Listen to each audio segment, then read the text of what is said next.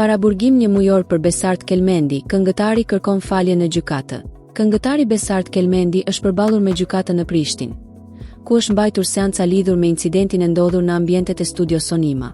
Gjatë seancës, artisti ka deklaruar para gjykatës se veprimet për të cilat dyshohet i ka kryer në një gjendje të rënduar emocionale dhe në afekt, duke kërkuar falje për gjithë situatën. Ndihem në ankth dhe kam vepruar në gjendje emocionale. I kërkoj falje gjykatës, prokurori dhe palës së dëmtuar, ka deklaruar Gjesti gjatë seancës.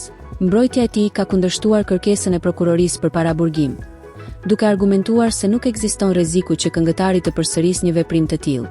Sipas avokatit mbrojtës Artan Qerkini, reagimet impulsive zakonisht ndodhen në momente të forta emocionale dhe nuk janë të përsëritshme pas kalimit të situatës.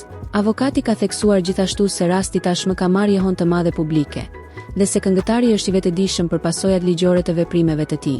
Ai ka shtuar se klienti i tij është i gatshëm edhe për një marrëveshje për pranimin e fajësisë, në mënyrë që çështja të zgjidhet sa më shpejt. Sipas mbrojtjes, situata financiare e artistit është përkeqësuar kohët e fundit, pasi ai nuk ka performuar për një periudhë për shkak të problemeve familjare dhe gjithashtu ka pasur mosmarrëveshje me kompaninë Onima lidhur me të ardhurat nga muzika.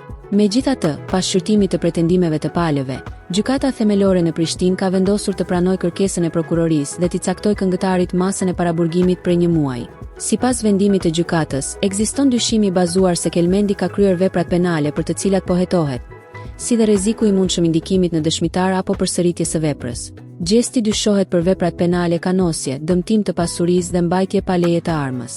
Sipas dëshmive të dhëna në polici nga disa punonjës të kompanisë, këngëtari kishte hyrë në objekt duke kërkuar drejtorin e kompanisë dhe gjatë debatit kishte dëmtuar disa pajisje në zyrë. Dëshmitarët kanë deklaruar se ai kishte bërë kërcënime dhe kishte shkaktuar dëme materiale duke thyer kompjuter dhe xhama në ambientet e studios. Gjatë arrestimit, policia ka sekuestruar edhe një armë që dyshohet se ishte në posedim të tij. Për këtë arsye, gjykata ka vendosur që paraburgimi ndaj Gjestit të zgjasë një muaj, nga 11 marsi deri më 9 prill 2026, ndërsa hetimet për rastin pritet të vazhdojnë në ditët në vijim.